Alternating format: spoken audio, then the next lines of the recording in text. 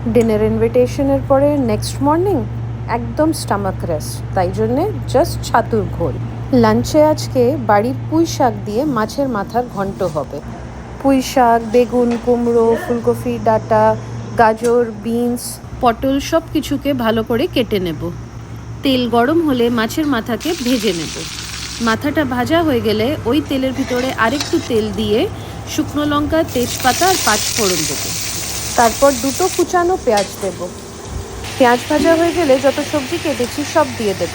লবণ, হলুদ, লঙ্কার গুঁড়ো, একটু ধনে, একটু মিষ্টি, একটু জিরের গুঁড়ো সব দিয়ে একটু ভালো করে ভাজবো, সেদ্ধ হতে দেব। জল শুকানোর পরে মাছটা যেটা ভেজে রেখেছি সেটা একটু টুকরো টুকরো করে ওর ভিতরে মিক্স করে দেব। তারপর শস্য বাটা আর আদা বাটা দিয়ে আরও কিছুক্ষণ নাড়ব। ভাজা ভাজা সব হয়ে গেলে কিছুক্ষণ পরে একটু সর্ষের তেল দেব, দিয়ে আরও কিছুক্ষণ কষিয়ে নেব। এবার আমাদের পুঁই শাক দিয়ে মাছের মাথার চচ্চড়ি রেডি। গরম ভাত দিয়ে পুঁই শাকের মাছের মাথার চচ্চড়ি খেতে ভালোই লাগবে, বলো?